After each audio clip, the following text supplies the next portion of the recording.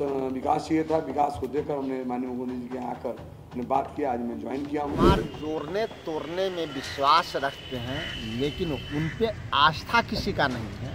वो सबको ठगते हैं, इसका प्रमाण रहा है। मैंने तो पहले दिन से ही यह कह दिया था कि हमारा समर्थन नीतीश जी को है, और हमने एनडीए को पहले दिन से ही समर्थन दे दिया था। अब आप निर्दलीय लाभ दे करके किए या कुछ वादा कर करके किए, निर्दलीय को मिला है, ये लोकतंत्र का ये है क्या? खरमास के पहले आरजेडी ने यह दावा किया था कि खरमास खत्म होते ही जेडीयू को तोड़ के वो सरकार बना लेंगे, लेकिन आरजेडी के दावे खोखले साबित हो गए जब जेडीयू ने सबसे पहले भाजपा के विधायक को तोड़ लिया, साथ ही साथ निर्दलीय का समर्थन भी जनता दल यूनाइटेड यानी नीतीश कुमार के चेहरे पर करवा लिया।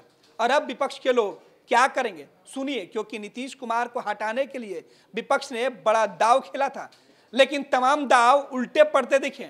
इस बार ये बसपा से तीसरी बार बसपा से जीत करके आए। जब पहली बार भी लड़े थे तो बहुत कम मार्जिन 200-500 वोट से दोनों बार हारे थे। इस बार जीत करके आए हैं और माननीय नेता के नेतृत्व में आस्था व्यक्त करते पार्टी ज्वाइन किए हैं। उम्मीद है, इनको भी आस्था है कि हम अकेले अगर बीएसपी के विधायक के रूप में अगर काम कर पाएंगे यहाँ पर, तो हम उस तरह से मोबिलाइज पॉलिटिकल नहीं कर पाएंगे, न क्षेत्र का विकास कर पाएंगे। इसलिए पार्टी नीतीश जी के आस्था व्यक्त करते हुए उन्होंने पार्टी ज्वाइन किया है। और किसी भी व्यक्ति को कोई भी निर्णय लेने के लिए कुछ समय तो लगता ही है। जो व्यक्ति लंबे समय तक किसी पार्टी में जुड़ा हो तो 2 महीना 4 महीना समय बहुत जायज़ है। इसका मतलब है कि बहुत सोच समझ के इनका लिया हुआ निर्णय है। मैं मोहम्मद जमा खां, कैमूर जिला चैनपुर का मैं विधायक हूँ। मैंने छात्र राजनीति का सफ़र तय काशी हिंदू विद्यालय से BHU से किया। मैं छात्र अध्यक्ष था वहाँ सफ़र तय करने के बाद अपने गृह जिला कैमूर में आकर मैंने संघर्ष किया। आप सबके आशीर्वाद से मैं विधायक बना 2020 में। 20 में विधायक बना। चूँकि माननीय मुख्यमंत्री जी नीतीश कुमार से पहले से ही दिनों दिमाग में आस्था था। चुना कर्म काम देखकर मैंने इलाके में भी देखा काम हुआ, बिहार में भी काम हुआ, लेकिन नीतियों को अक्सर मैं पढ़ता था, नीति में चलने की मैं कोशिश भी करता था।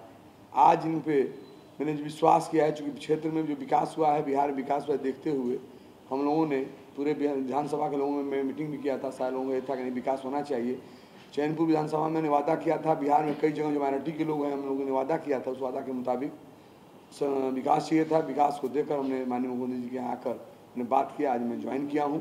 चूँकि मैंने तो पहले दिन से ही यह कह दिया था कि हमारा समर्थन नीतीश जी को है, और हमने एनडीए को पहले दिन से ही समर्थन दे दिया था। और अभी कुछ दिन पहले बताया हमारे अभिभावक ने कि हमने महाराणा प्रताप वाली जयंती में भी कहा था कि मैं जहाँ था वहीं हूँ, क्योंकि जब मैं पहली बार चुनाव जीता था, मैं झारखंड मुक्ति मोर्चा से जीता था 2010 में।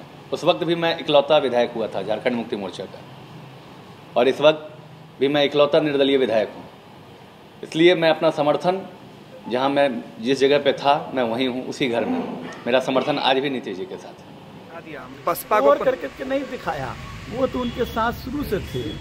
हमने तोड़ने का वादा और दावा नहीं किया था। हमने कहा था कि जो संपर्क में हैं और समय आएगा वो आएंगे लोग, जो लोग संपर्क में थे और भी उसकी संख्या बढ़ रही है। ये तो उनके साथ थे।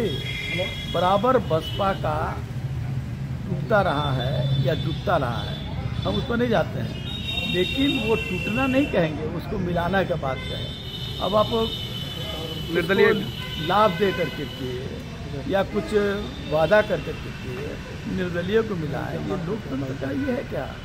अगर कोई आना चाहे तो अच्छी बात है, स्वागत है। वो अगर खुशी से गए हैं, किसी स्वार्थ में नहीं गए हैं, बल्कि राज्य की भलाई के लिए गए हैं, तो उनको ये भी देखना चाहिए कि एनडीए की क्या उद्देश्य और क्या विचार है। आज अभिव्यक्ति की स्वतंत्रता पर प्रश्नवाचक चिन्ह लग रहे हैं, जुडिशियल पर प्रश्नवाचक चिन्ह लग रहे हैं, किसान मर रहा है, और ऐसे में अगर वो अपने विस्तारीकरण कर रहे हैं तो जो विस्तार में लोग जा रहे हैं वो विचारों के तहत जा रहे हैं या और किन्हीं कारणों से जा रहे हैं, ये आज एक विचार करने का विषय है, इस पर चर्चा करने का विषय है। लेकिन आप लोग दावा कर रहे थे कि हमारे साथ 27 से ज़्यादा विधायक हैं, लेकिन नीतीश कुमार विधानसभा के अंदर संख्या बल बढ़ाने की तैयारी कर लिए हैं। अगला नंबर किसका? मैं तो कह रहा हूँ कि अगला नंबर क्या है वो जाने। बसपा तो एक सिंगल पार्टी थी या सिंगल विधायक थे, वो तो उसी दिन से जिस दिन सरकार बन रही थी उसी समय से उनके संपर्क में थे। निर्दलीय जो थे उन्हीं के ही संपर्क में थे। तो एक चीज़ को कई बार तो उसी दिन मिला लिए थे। आप देखे थे कि विधानसभा में जब वोटिंग हुआ था तो बसपा के विधायक किस तरफ थे और कहाँ थे? वो तो नहीं थे विपक्ष में, उनका वोट विपक्ष में तो नहीं मिला था। या जो निर्दलीय हैं उनका वोट किधर मिला था? विपक्ष में मिला था या उस तरफ मिला था?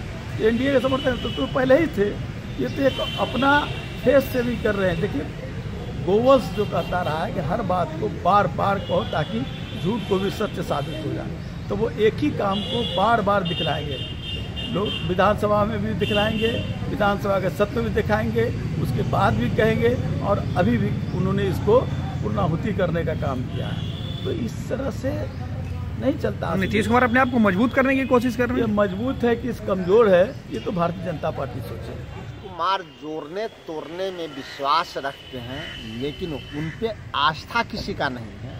वो सबको ठगते हैं। इसका प्रमाण रहा है कि जौहर साहब हों, शरद यादव हों, यहाँ तक कि आज नीतीश कुमार जी यहाँ हैं, नरेंद्र सिंह जी का देन है। जब लालू यादव जी से अलग हुए तो श्री नरेंद्र सिंह जी जो वरिष्ठ नेता हैं बिहार के, उन्होंने नीतीश कुमार को एस्टेब्लिश किया। अब उनको उन्होंने ठगा। उनके बेटा सुमित सिंह मेरे मित्र हैं, गए हैं उस दल में, उन कैसे विश्वास कर लिए उन पे? बसपा के साथी कैसे विश्वास कर सकते हैं उनको? अशोक चौधरी जी कांग्रेस पार्टी को छोड़ के चले गए थे। उनका एमएलसी का टर्म पिछले साल मई में पूरा हो गया। क्या उस कोटे में उनको भेजे क्या? आप देखिएगा, उनको मंत्री जरूर बना दिए हैं, उनको एमएलसी वो नहीं बना पाएंगे। तो नीतीश कुमार जैसे ठगरे के पास कोई जाके अपनी राजनीति वजूद नहीं बचा सकता है। उपेंद्र कुशवाहा भी सुखबुआ रहे हैं। उपेंद्र कुशवाहा कई बार उपेंद्र जी को नीतीश जी को छोड़े हैं, कई बार पकड़े हैं, लेकिन बार बार अपमानित हुए हैं नीतीश कुमार से उपेंद्र कुशवाहा जी। तो नीतीश कुमार जी जोड़ने तोड़ने में तो विश्वास रखते हैं, लेकिन जिसको बुलाते हैं अपने पास उसको अपमान भी करते हैं। लेकिन संख्या बल नीतीश कुमार बढ़ा रहे हैं विधानसभा में, फिर आप लोग ख्वाब ही देखते रह गए। खरवास आया, नीतीश ने तोड़ना शुरू कर दिया और आप बस कहते रह गए कि हम तोड़ देंगे। नीतीश कुमार जी संख्या बल कैसे पूरेगा? उनका जेडीयू पे तो नज़र भारतीय जनता पार्टी लगाई हुई है। भारतीय जनता पार्टी किसी दिन देखिएगा कि जेडीयू को गिल गया। जेडीयू को निकलने के बाद भारतीय जनता पार्टी का एक मंशा है। क्यों मंत्रिमंडल का विस्तार नहीं हो रहा है? क्योंकि भारतीय जनता पार्टी चाहती है कि बिहार में भारतीय जनता पार्टी का मुख्यमंत्री हो। इसीलिए मंत्रिमंडल के विस्तार में देरी हो रही है। नीतीश जी को अगर वजूद अपने दल का बचाना है तो उनको नया निर्णय लेना पड़ेगा, अन्यथा अरुणाचल की तरह सुनिएगा किसी दिन भारतीय जनता पार्टी में जेडीयू का विलय हो गया।